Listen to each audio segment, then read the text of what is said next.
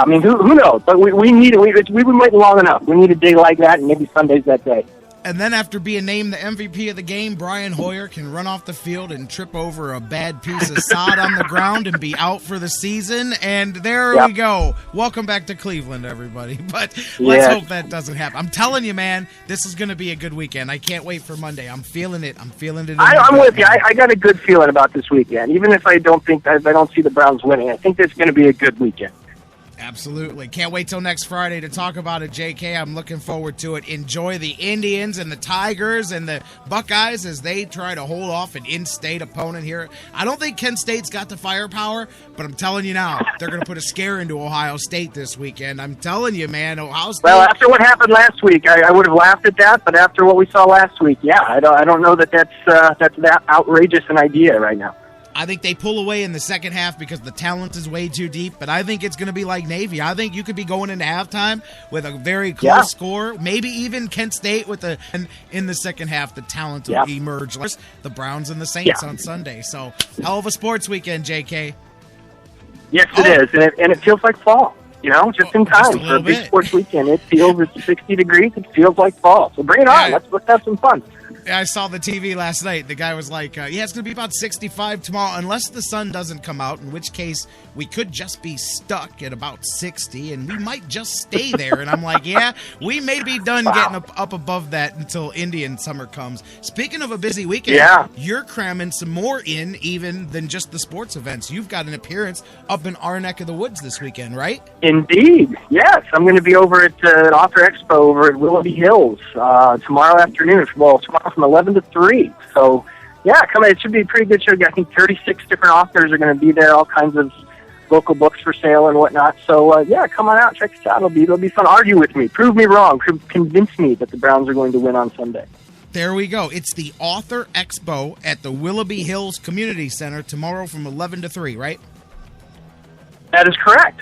And the website you gave me here, we got we247.org. we247.org. That's pretty interesting. I'm actually going to be out in that neck of the woods tonight calling another high school football game there. But JK, heading out this way, you guys get out there and see him. Like he said, tell him that the Browns are going to win on Sunday. Right. JK, convince me. I want to be convinced. I want to be converted. I texted Mike Brandenberry yesterday. He's just on me about this Indians thing, and I'm like, that's okay because you're not gonna mind being wrong here. You're not gonna mind it. Exactly. At all, exactly. I love it when I'm wrong. That's it. That's the best part about it when you're doing this is, hey, prove me wrong. I will gladly let you say you prove me wrong, and I will embrace the wrongness. There we go. JK, have a great signing tomorrow. Enjoy all of the sports going on this weekend. Next Friday, we're going to have a ton of stuff to talk about.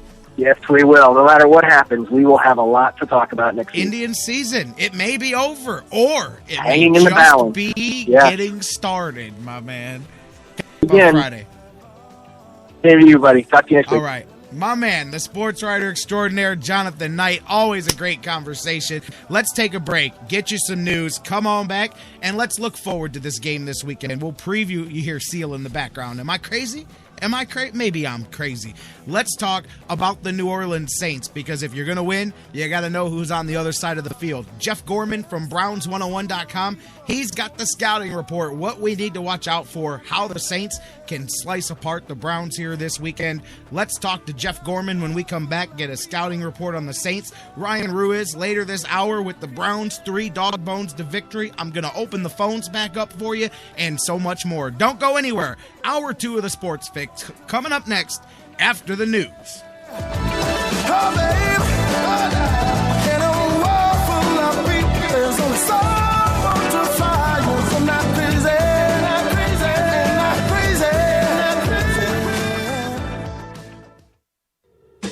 The Sports Fix, your choice for intelligent talk.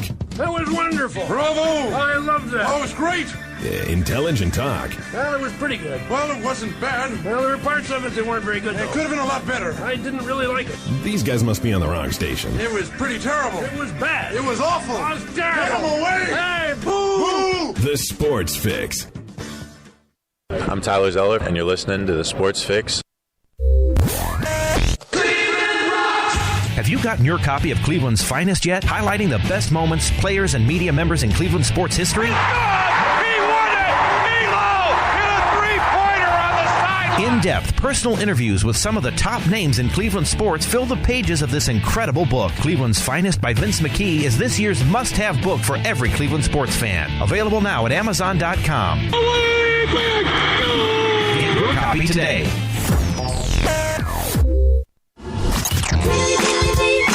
Sports Fix listeners, with us 24/7 at the Sports Fix CLE.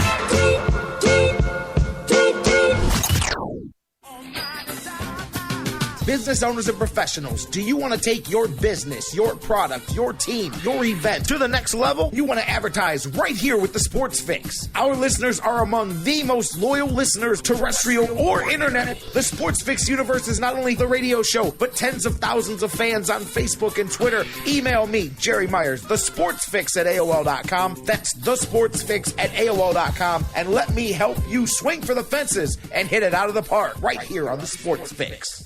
Portions of the Sports Fix brought to you by Harry Buffalo. Harry Buffalo, join the herd.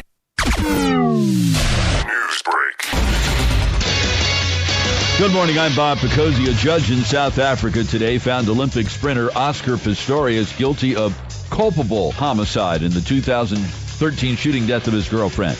She ruled that there was not enough evidence to find him guilty of murder. A sentence hearing for Pistorius will begin on October 13th. Did they look distracted to you? The Ravens put aside the turmoil created by the Ray Rice domestic violence incident and blew out the Steelers 26-6 in Thursday Night Football. Joe Flacco threw 2 touchdown passes.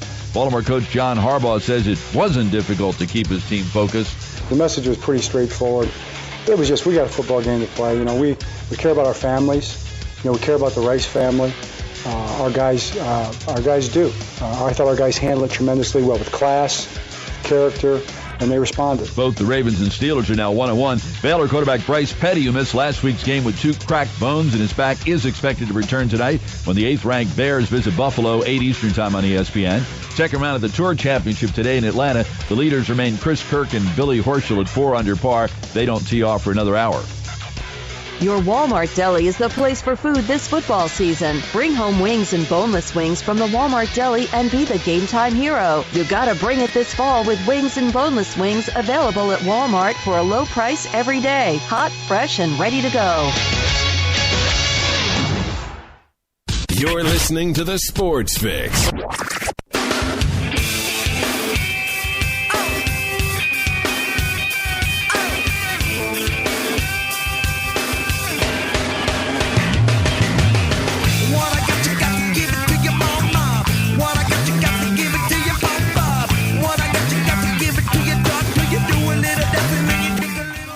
Pretty cool. Welcome back into the Sports Fix. Got some interesting news from our good friend Vince McKee, the author. Of course, he was on the show the other day talking about his newest book that just hits the shelves this coming week here about the Cleveland Cavaliers, A History of the Wine and Gold. Vince is going to join us again in a couple of weeks and talk to you more about that. But got some interesting, his newest book, the one that is still ahead. This one isn't even in production yet. It's been written, but it's been picked up. He's got a big contract, a big broadcasting, a new deal with another publisher for his new book about LeBron James' homecoming. And you think that might sell us a copy or two? Might fly off a shelf or two? Maybe just be a little bit of demand. You can put LeBron James on the front of a brown paper bag and sell a whole lot of them this coming winter in basketball season in Northeast Ohio. But that's going to be in big demand. He's got himself a new deal here for that, and a republishing coming up of Cleveland's Finest, which you just heard about in the break. They're going to republish that, this company here, on a bigger platform as well.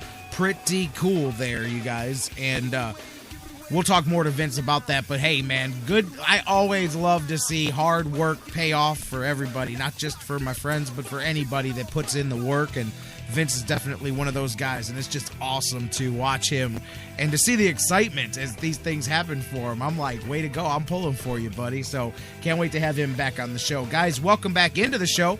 Thanks again. Speaking of authors, my man, Sportswriter extraordinaire, Jonathan Knight. Here we go as I knock my glasses off my face.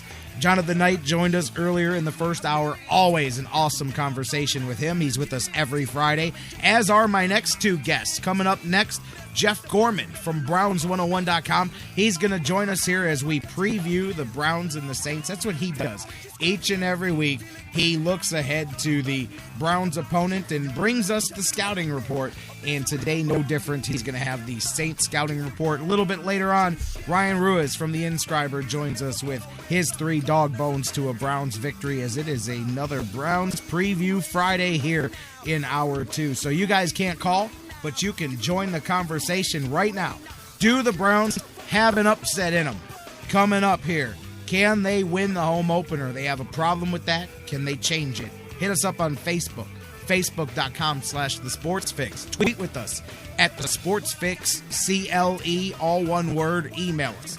TheSportsFix@AOL.com. Can't use the phones because Jeff Gorman's on them right now from Browns101.com. Jeff, how you doing this Friday afternoon? I'm doing great, J-Rock. A lot of very exciting things going on, as you and JK were just talking about. This is going to be a really fun weekend, one way or the other. Damn right. Feeling good, man. And as always, glad to have you here with us as we do the thing on Fridays. Missed you last week, but hey, welcome back to the party. The seat's always here for you. And the Browns traditionally trouble with home openers, and you've got a very tough opponent here on the other side of the board. Quickly, since we didn't get a chance to talk last week, what were your thoughts on the Browns' first week of the season? Well, it was definitely a Jekyll and Hyde type situation. It was very frustrating because the first half, you could just see people just jumping out of the boat on Twitter in the first half. Like, oh, it's the same old team. Oh, no, I can't stand this. It's terrible. It seemed like a lot of the fans just totally gave up on the Browns after the first half, and it's kind of hard to blame them considering what we've been through and considering, how they looked. Where it's just 3 and out. It's like, come on, are you kidding me? And I don't think anybody expected the Browns to make that kind of a comeback. If they would have hung on, it would have been possible. I think the biggest second half comeback in history, 24 points. Of course, they didn't completely finish the job, but just the fact that they were able to do good, I think that just really lifted everybody's spirits and showed that, yes, this group of people can produce this on the field, so it can be done. I think even though we lost, there's a sigh of relief because it just showed that we weren't doomed to a completely depressing season, at least not yet. Absolutely. And so now that leads us to this coming week. And, you have trouble getting yourself ready for opening home openers. You've had trouble with that one traditionally. And the opponent this week brings definitely its own set of problems for the Browns to deal with. It's definitely doable. As I've said, I feel it here. But obviously, when you talk about the New Orleans Saints, you can look at either side of the ball and start. You've got a very familiar coordinator on the defensive side of the ball. But on the offensive side of the ball, I think any talk about the New Orleans Saints begins with the guy behind the center. I'm talking about Drew Brees, the MVP, the Super Bowl winning quarterback, a different guy, as we mentioned, outdoors and in colder weather than he is indoors and down there in the comforts of the Superdome. So let's start right there. Obviously, getting in Drew Brees' face, knocking him out of rhythm, just being able to get some pressure here from the Browns, whether it's from your front or whether it's from your blitzes and your stunts. You've got to be able to do that. You got to throw him off his rhythm, because if you let him sit back and get comfortable, then he's going to set records against you, no matter who you are. Definitely, J-Rock, because he's just got so many weapons. We're talking about Marcus Colston. You're talking about Jimmy Graham, who is, such a big tight end, and so he can play so much wide receiver that there was such a big off-season legal battle over whether he was a wide receiver or a tight end. So he just creates so many mismatch problems. And then, they keep adding. They've got Brandon Cooks, who's a really good, speedy rookie that had 7 catches last week, and they're trying to get Kenny Stills back from a quadricep injury. So he was limited in practice yesterday. So if he is out there, then that's yet another problem you have to worry about. And you just wonder about Browns secondary, especially with the troubles that Justin Gilbert has. How are you going to cover all these guys? So that's going to be really the biggest problem. And I think you touched on it. Most importantly, what you have to do is you have to just get after Drew Brees as much as you can and just limit his time in the pocket. That's really your only chance. Because like you said, if you let him have any time whatsoever, you're certainly doomed one way or the other. Absolutely, and of course the Browns defense going to have to step up there and stop that. But, flip